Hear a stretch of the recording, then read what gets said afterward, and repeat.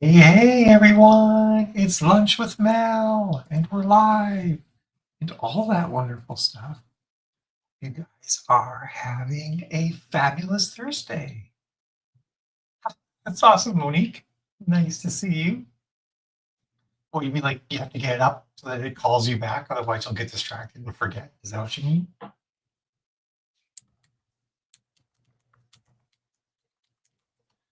Let's see. I have topics today, but I don't want to get to them quite yet. So it's gonna sort of like see how everyone's doing.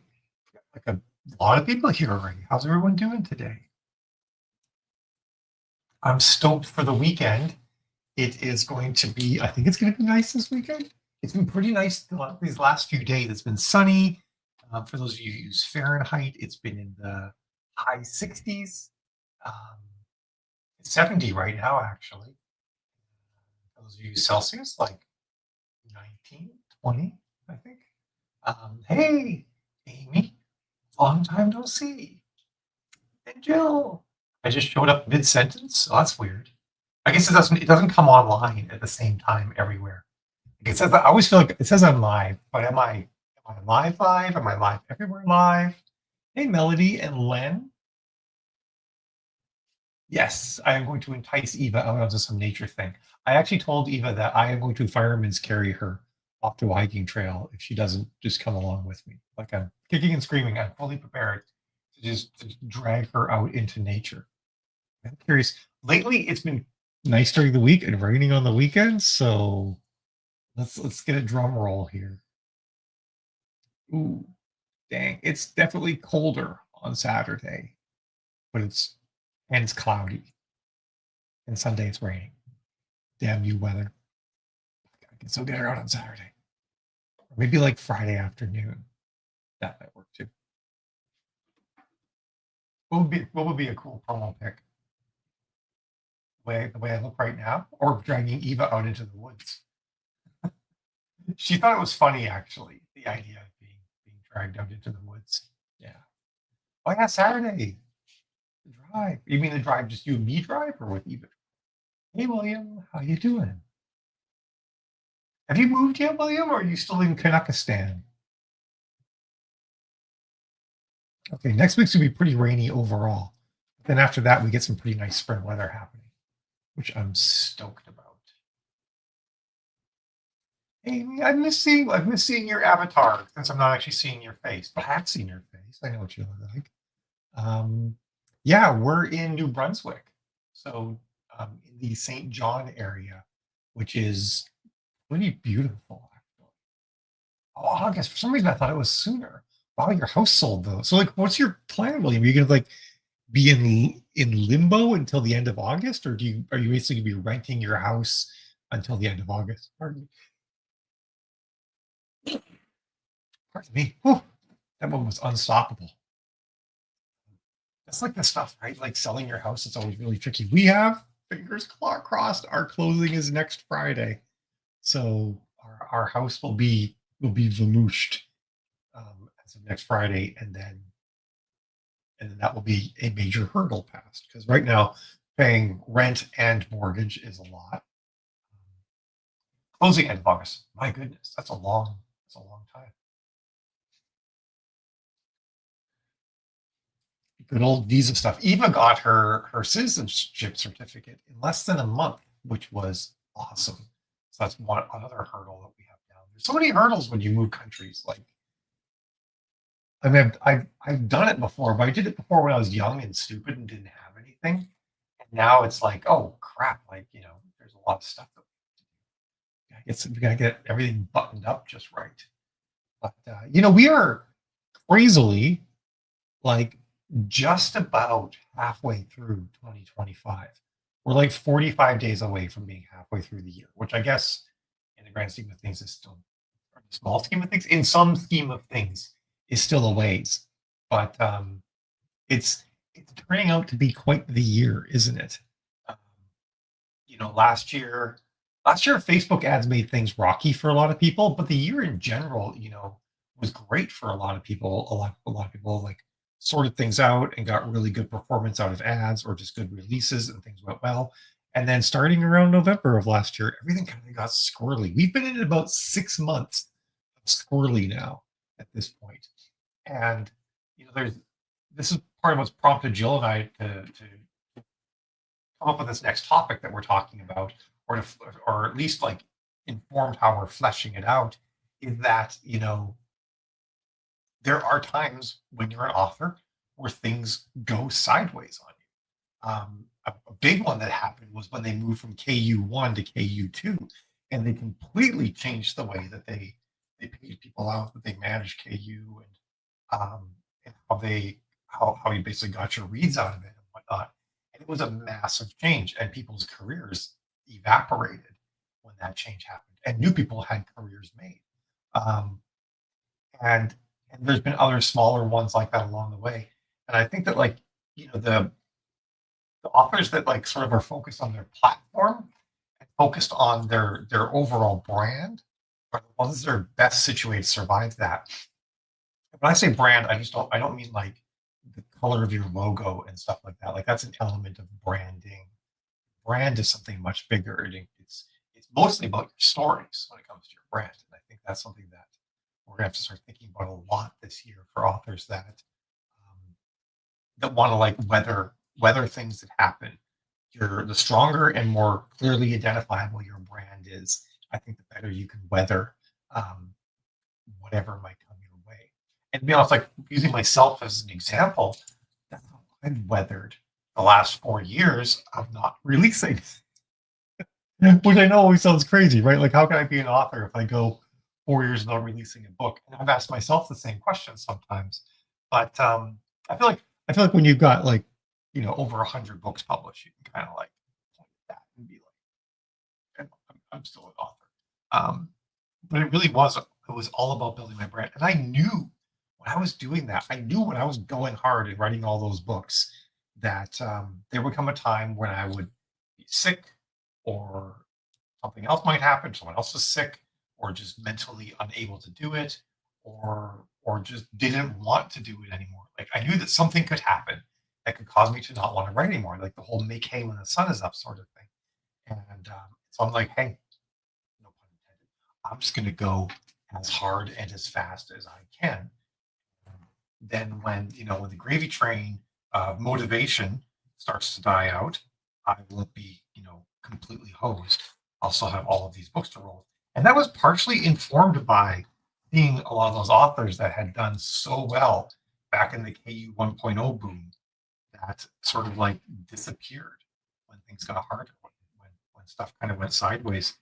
They just weren't around anymore after that, after 1.0 ended. And so I sort of I sort of picked up from that, and I decided that I wanted to be resilient and able to weather that sort of thing. I've yammered for a bit here. Way to go, Eva. Can y'all put in a good word for me? I'm not sure what that means, Lanny. But I'll work with you. As long as you don't lose your paperwork. Yes. I know, right? The paperwork. Oh yeah, I'm playing with claws here right now. Don't mind me. I need to fiddle them, so I put claws on my fingers. Um, yeah, Amy, we're really glad that progress is happening too. It's very sweet that you're emotionally invested in our family's journey. We are also emotionally invested in our journey. So I feel that. Quick the year is definitely the understatement. Yeah, I mean, years between releases for some people is actually quite normal. So like it really comes down to like how are you going to weather that? And some of it does depend too, like, is writing your primary income? Is it a secondary income? Is it something that you do for fun and you love doing it? And if you can make some scratch on the side to help pay for the whole thing, that's cool too. Like we all have different things that we need out of writing, and they're all valid. Um, and that's okay. But I think even if you write, like if you're like hobby level writing and you're doing it for you, having like some resilience to your brand and knowing that when you release a book, like your core readers are going to be reading it is still like really good and valuable. This makes it easier for me to brush my hair. I don't need to grab the brush anymore. Just use the claws and do that. I was trying to get some good Catwoman claws, but the guy on Etsy like took $140 and then just completely stiffed me. So I found some plans and 3D printed my own and like adjusted them to be the right size. I'm still gonna do some finessing. I want to make them so they taper in a little bit more nicely at the end. Maybe do a couple different styles, but claws are going to get me into my 3D modeling phase apparently, rather than just 3D printing. Now, what would you say are the important points about how to define what your brand is? Well, I think one of the key parts of your brand is what kind of reader are you going to attract? Um, is it a reader that wants is it a reader that wants like deep emotional feels? Is it a reader that wants like conflict and drama? Do they want like a K drama or a telenovela in a book format? Are they a reader who wants um, the big emotional hit of the epic struggle with loss and a journey and yada yada yada? Like, what is it that your reader wants? And part of that is the universal fantasy thing. If you haven't read Theodora Taylor's what's the book called? Seven Figure Fiction, where she talks about universal fantasies. You definitely need to read that. Um, because most of us as authors, we have a universal fantasy or maybe a couple across all of our books. One of my big ones is Found Family, and another one is the Into the Unknown, journey into the unknown kind of universal fantasy, which was a really big part of stuff like Star Trek, right? That it was this ongoing journey into the unknown. People love that kind of story. That no one's been beyond the horizon. Let's go see what's there kind of story. And that's something that I definitely um, built my stories to appeal to people who had that sort of who were looking for those sorts of feels. So, and a lot of us, when we start writing, we don't know what feels we write to. Like we don't really have a solid grasp on all of my stories are going to appeal to people who like this sort of thing. We're just like, I want to tell a cool story and this is kind of neat and I'm going to do it. Underneath that is sort of your meta story that's going to be across all the stories that you write. And that's going to be your meta story is actually built out of a number of universal fantasies.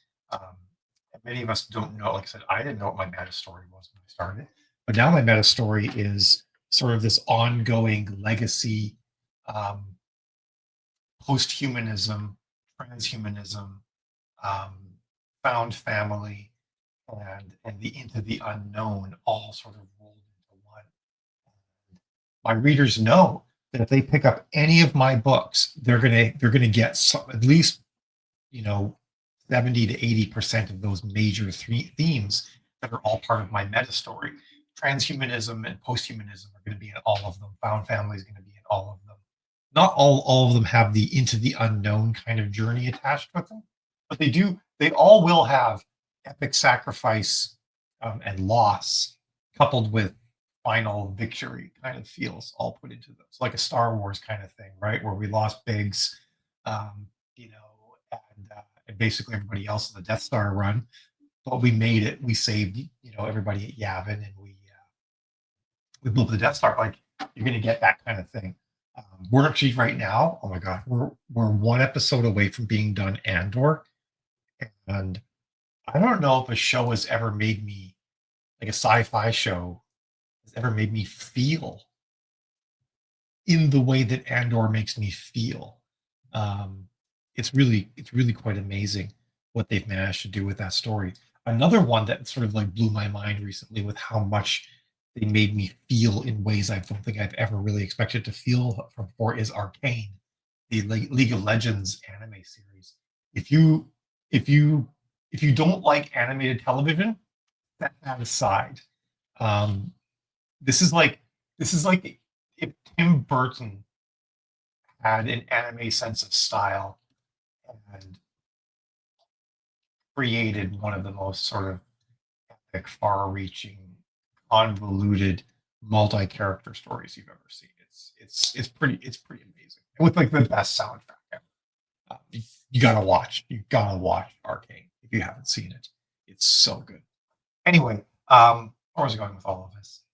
All right. just we're talking about the field, right? Like, and generally speaking, when I go into Star Wars, so long as I'm not like if I'm not going for the main movies, I know I'm going to get certain kinds of feels from most of the shows. Um, Especially recently, I know what kind of feels I'm getting, and I think by what happened with Star Wars too is like the meta story changed. The meta story changed from like the lone plucky hero against immeasurable odds, where everything is like really clearly defined in black and white. Although it wasn't by the end of Jedi, um, Star Wars grew up and it got shades of gray and it got characters that sat somewhere in the middle with ambiguous goals, stuff like that. And people started delivering different feels. And some people weren't prepared for that. And some people were like, this is the adult Star Wars I want. Um, so, so, but that brand is important. And Star Wars was, I mean, Star Wars is a little bit all over the place already, but imagine if Star Wars was even more all over the place. Or I don't know, there was also um, like a story. It was like a Real Housewives kind of story that followed a bunch of Twi'leks on Coruscant or something like that. If it was that diverse, if you were getting stuff like that, if you were getting a Star Wars baking show, like you didn't really know what you were going to get when you turned on Star Wars, then the brand would be weakened, and it would be harder for them to survive times of uncertainty. Because in times of uncertainty, people want things that feel comfortable and familiar and all that sort of thing, and where they kind of know what they're going to get. And if Star Wars was too all over the place, then people wouldn't know that, and it would their brand would suffer, and they wouldn't do as well. Um, so that's what sort of thing we have to do with our brand too. We have to make it like really clear what it's about. Everything from our cover art to our blurbs to the stories themselves to how we talk about the stories all needs to sort of like fit this brand, um, and ensure cause readers to be certain that they're going to get the thing that they're looking for, or that like, or that if even if they weren't looking for it, that what they sort of expect to be there based on what they see sort of makes sense, and then they're not surprised. Expectations are the most important thing in all of marketing and all of producing anything, right? Like you buy a pair of leggings, you expect them to fit well and to be snug, but not to roll down over your tummy because everybody hates that, right? And you don't want the ankle cuff to be too tight. We have expectations that we go into everything with, and if the expectations aren't met, then we're dissatisfied. If you buy the Hello Kitty toaster, you expect it to put a very recognizable Hello Kitty face on one side, and if it doesn't, you're upset. Um, so managing expectations is the most important thing in everything that we do. And that's why every part of our marketing as authors, every part of our brand building needs to be clearly setting expectations that we can meet when they get into the story. Yes, Amy, glad you love it. You know they're doing the follow-on. There's another follow-on series being made too, right? I've determined that Arcane is something that I'm gonna have to watch at least once every year. And I suspect the second time I watch it, I will cry more than I did the first time. Really, William, I made it to the end of season one and never even picked up season two. I felt like they blasted through season one too fast. Um, there was so much stuff that got left on the cutting room floor that I was just like, I don't know. But maybe I'll give season two another shot if you think that it's actually good. I also didn't make it through all the books. Um, I stopped in Winter's Heart, where it was just everybody that they started out with was now a dick. The last characters I liked, the one that became the head of the SETI, she also then became a dick. So every character was just a dick. And all they were doing was walking across the continent in every which direction. And I was just like, that's it. I can't deal with this. I can't deal with another book of assholes walking across the continent. I've pieced out at that point. I've been told that book is the low point in the series and everything gets better from there on out. But I don't know. I need my characters to be more likable. The Wheel of Time characters. Someone's got to save a fucking cat at some point. Brandon Sanderson, William. What's his name? Like the most popular science or fantasy author out there right now. What's his name? Linda says, if I have a brand, it's got to be Found Family, but my romance subgenre range from dark to light, so I tend to highlight that paranormal or rom-com rather than theme. I think you can do both, right? Like you definitely should, like, because you're ranging like that, you need to make sure people, like, that goes to the whole setting expectations thing, right? Where people need to understand what they're getting into. Um, but I still think that, like, if your readers are reading you, they're reading you. I mean, the spice heat level is sort of like a secondary thing for most genres, but it becomes a primary thing for romance in some cases. I think a lot of people will read different heat levels that they normally like if the story's good enough, and they'll just skip parts of it that they're not interested in. Although the people that want the heat will can be pretty upset if they don't get the heat. Um, so I mean, you got to do both. Then basically, it comes down to you have to tell what your main themes are going to be, the things that they love about you that you're going to deliver. But you can't say it too overtly because you say found family, and but like if you show don't tell, you just say like I have found family versus like showing how the character is struggling to find their place or something like that in your blurb, then you're doing yourself a disservice. But you got I don't care to follow drab assholes walking around. I mean, like I feel like that also describes half of Dune, but we all liked Muad'Dib too much. So there's Robert Jordan and everyone else. I don't know, William. I think Robert Jordan had some problems. Let's just put it that way. I used to think that Robert Jordan like didn't have good females in his life. Not good females, good women, good female influences in his life. Is what I was first going to say. I suddenly met his wife, who is just a utterly lovely person. So I don't know. I just don't know why all of his why I just don't like the way he wrote women. Quite honestly, I think that was one of my biggest issues with him. I mean, it's certainly a different take because they were all completely cutthroat, but that's just my jam. Um, I don't know who my favorite fantasy author is anymore these days. It might just be Pratchett. That just might be Terry Pratchett. He just wins. I do really like Sanderson. George R. R. Martin, I got tired of reading him because I stopped rooting for characters because they're all just going to die. I just didn't give a shit anymore. So, and then kind of like the way it ends up is that the bad guys all just fight each other at the end, at least from what I saw in the TV series. Um, anyway, so yeah, so that's kind of some of the things we've been thinking a lot about is how we can all sort of think about our brand and how to solidify our brand and build that. So that's kind of how we're going. Not everyone has a wife as supportive as Frank Herbert's. Yeah, and he was high the whole time too, clearly. So she she was she was supplying his weed habit or his LSD habit while she was at it too. Heinlein's wife apparently was very supportive. Heinlein's always an interesting character from a science fiction standpoint because we look at Heinlein now and we're like, wow, that guy wrote some misogynistic stories. At the time, he was actually the one pushing the boundaries against that. I think just because of the topics he was dealing with, he had to touch on things in a way that his reader at the time would understand. Um, and he was also a product of his time as well. I think if Heinlein were to be writing now, he would not have written some of the things he wrote in the way he wrote. Higher than hell, absolutely. Yeah, Herbert was just gone all the time, I swear. But it manifested into some amazing storytelling. So I suppose we can allow that, right? Well, thank you, Angel, for saying I look pretty. I appreciate that. It's the filter. My skin is actually super splotchy today, so I'm just like, okay, we're gonna turn on that skin smoothing filter. I should almost turn it off, but I might be horrified. All right, there. Actually, wow.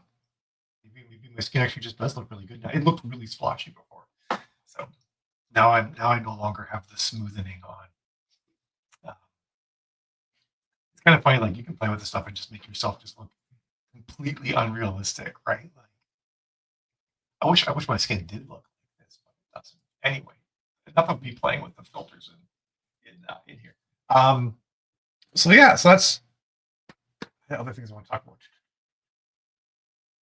So so of course one of these will be this. So this is actually in some regards leading into our class that we're going to be doing in June for anybody in Storyteller Lab.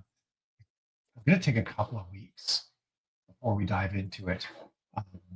Really to help me get this darn book done that I'm working on. But probably like the week of June 15th, we'll end up starting this class. And it's going to be all around like building our brand, understanding what our foundation should be, making sure that we have identified the main pillars of a strong author foundation, and we've got something there for all of them. You know, none of us are going to have every one of the pillars of a strong author foundation all completely nailed, but we should have like some part of the pillar done, and that's going to be kind of the goal. And some of it is going to be the writing. I want to do something that I haven't done before. I actually want to do a bit of critique of writing and opening chapters. And I think I'm going to stick to just opening chapters, and possibly closing chapters. Like I might read the first and last chapter of a whole bunch of books for people and see what I think of them. But I really feel like for a lot of folk, when I market people's books, when I have books that just I have so much trouble selling, I go look at their first chapter. I'm like, oh, that's why. It doesn't mean that the book is like a lost cause. It just means like, oh, we can change something in here and make this work a lot better. It's entirely possible. I volunteer as tribute. Certainly. I might enlist some help too. Because like I don't read personally for pleasure every genre. So there are elements from some genres I think will really attract people that might not attract me. So I'm going to see if I can get some help on that front too, but not too much because too many voices will make it too confusing. But I do think there's certain elements, you know, where you've got to introduce certain things and book things certain ways. And I am going to be a little bit less focused on what you're just supposed to do, more around like, are you opening loops? Are you putting questions and curiosity into the reader's minds? You know, are you ending on a hook? Are you not putting too much backstory? I want to focus more on universal things like that rather than genre specifics. I think that's important. And I might get a little bit particular about prose too. You never know. I might come at it. One of the things I find to be really hard to read is when the prose is, and I'm not talking things like comma placements and EM dashes. It's more like when thoughts are started and then not finished properly. We all do that. And our editor is supposed to fix that, or at least flag it and tell us to fix it. I want to look at things like that, where some information is put on the page for the reader to soak in and do something with, but then it's never followed up with, and not like big things, but like small things within a paragraph, stuff like that. But I really feel like that stuff's really important to making it so that books are very readable. I've been doing a bunch of sort of like inadvertently been reading a bunch of like amateurish fiction lately, and it's actually been very useful for me because I'm like, wow, these are like, it's very highlighted some of the mistakes that people make in their writing. I think most people that have written a novel don't make as many of those mistakes, but looking some more. When I say amateurish, I mean like people who don't professionally write, like they're amateurs. It sort of like brings to light certain things, like, oh yeah, gotta watch out for that. And in this scenario was obvious, but it can be done. That mistake can be subtle as well. So maybe be some fun stuff like that we're going to get into. That's probably going to be a 2-month class, and then we'll dive right into genre and trope stuff, which is going to be very, very tied in. Or maybe this class will just morph through genre and trope at the same time. We'll see exactly how I plan. I'm pretty stoked to do it. I also do want to make sure I enjoy summer, because now that we've moved to the Great White North, summer is a fleeting thing, and you have to get as much of it in as you can, right?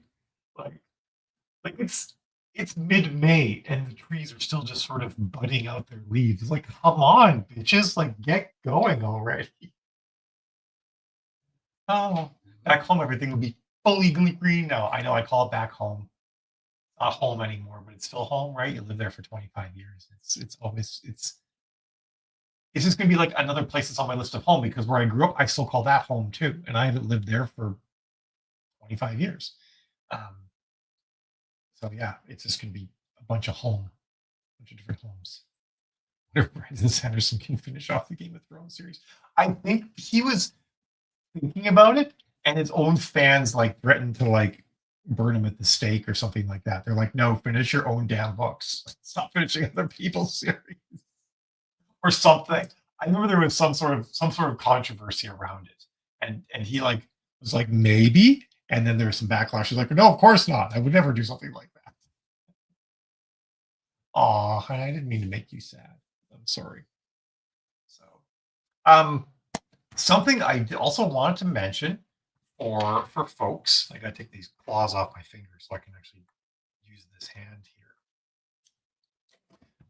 here. There's been 1.5 changes in Facebook recently that I thought might be interesting for people to look at from an ads perspective. I did mention them in the um, ads analysis class we did yesterday in school, but I'm going to mention them again here today because I think they're good to know.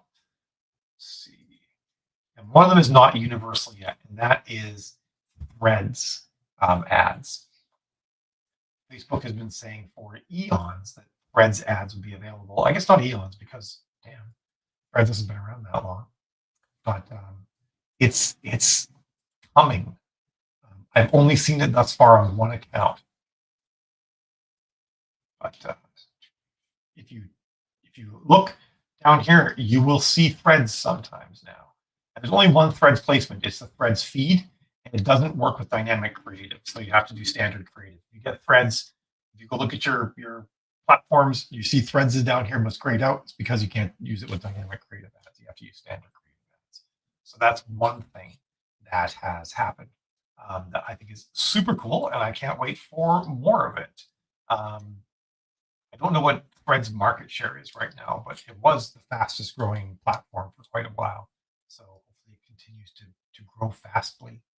The other thing that was pretty neat is, and this might have been around for a while, I just oftentimes don't click on the country and mess with it. But I was like, I'm mouse over country, and I saw this little down caret here. I was like, oh, what's that? Now we have this option. This did not used to be here. I know that. I just don't know when it appeared. Only include cities is now an option for the country. So if we choose this for the United States, it picks 294 cities, and that could be an interesting thing if you think a more urban audience might be interested in your book versus a more rural audience. Or can you do this? Include all areas. Now you can't exclude it if you've already done that. It'd be kind of cool if you could like exclude the cities, and then what could I do and exclude? This could be interesting.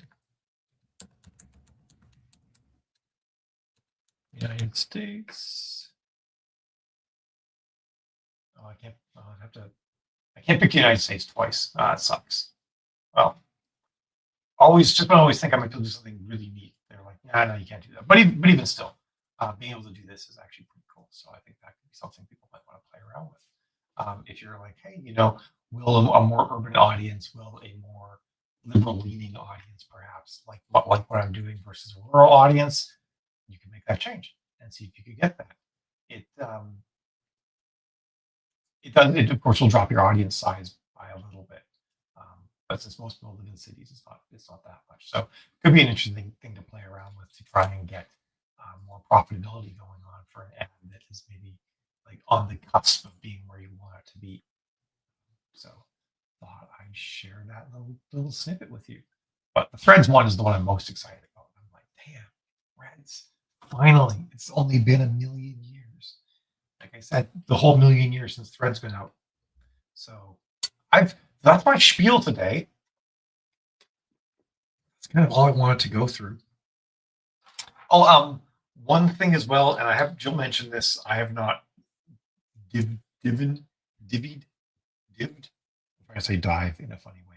I haven't dived into it too much, but apparently Amazon made a change for print books. For print books under $99.99, they're taking a bigger cut now. Probably because they just need to make sure they make enough money with higher prices of everything and tariffs and stuff like that. And I think like unless you're doing a novella, your print book should be over $9.99 anyway. So for most people, I don't think it should hit folks too hard. But that's worth just sort of digging into as well. But yeah, That's, I think for most people, it's not a big deal. We're like, yeah, print. If I make something, it's better than nothing. But it might be worth looking at if you have any books, or $9.99 if you need to bump them up a little bit. So yeah. Well, folks, then I am going to. Yeah, I need to look into it more. I just thought I would mention it just in case anyone hasn't. I only have 2 ebooks that are less than $9.99. I am going to look at them to make sure that they're both $6.99. I might need to bump them up a bit. Everything else I have is $14.99, so they should all be fine, or more. Some of them. I have print books all the way up to $35. I think those ones will be fine. So yeah, yep, Monique. That I did notice for paperbacks. Yeah. Versus new paperbacks versus hardcovers. I don't have. I have like 2 hardcovers. So, oh, cool. I might check that out, Monique. Thank you. Is it on your YouTube channel? If it is, if anyone's interested, you can just click Monique's comment to go to her channel, I'm guessing, and then check it out if that's where it is. Nice. Yeah, I may do that as well then. All right, I am going to jet. I've got a little bit to do here. I got to hang some shelves in our daughter's room before we do writing sprints. For those of you who are in school, we do twice a week. I do live writing sprints, and they are at 2 p.m. Eastern, so like in an hour and a half-ish. If anyone wants to hang out there, I will see you then. And if not, then have a fabulous day, fabulous Friday, amazing weekend, and I'll see you next week.